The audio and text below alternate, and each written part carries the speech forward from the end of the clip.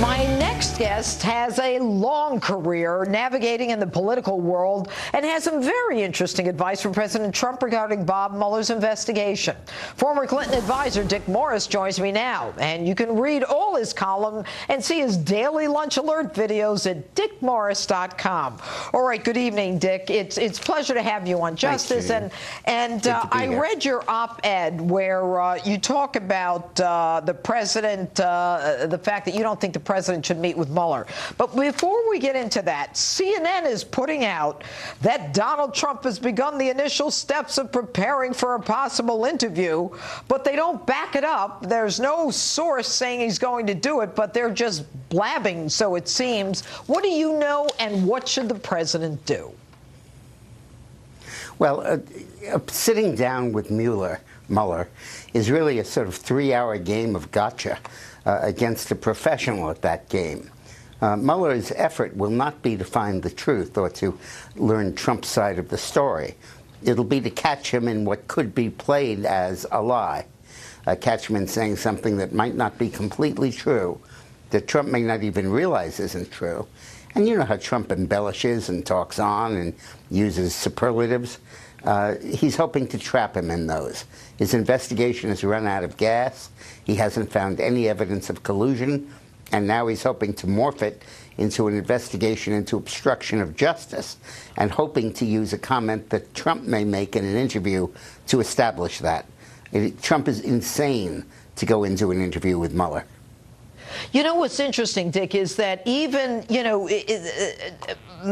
Mueller should be investigating a crime. And we all know that collusion with Russia is not a crime. So without there being a specific crime, other than now the word is it's obstruction of justice, in order to assess whether or not there should be any charge on obstruction of justice, Mueller would have to rely on his pal, Jim Comey, and his testimony. He must find it credible. But Mueller's pals with Jim Comey. There's nothing more dangerous than a prosecutor in search of a crime to prosecute. And with these laws relating to making it illegal to lie to the FBI and the literal strict interpretation of what one would say, makes that a complete setup for Trump. What I think he should do is, if he feels he has to testify before Mueller, insist that it be with written questions and written answers. Then his lawyers can vet it. He can be sure that there's no way it could be interpreted as a lie, and he'll come out of this okay. And there's no way that Mueller can argue it's got to be verbal, it's got to be in person. He's talking about the President of the United States, who may not have 3 hours where he's doing nothing to sit with Mueller and chew the fat.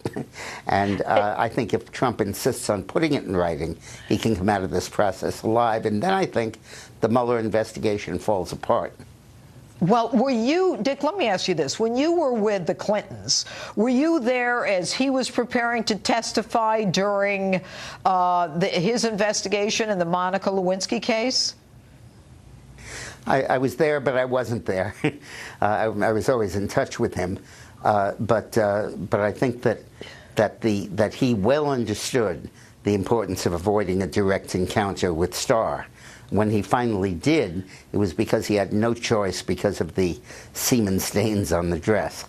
That's right, and we don't have anything like that here.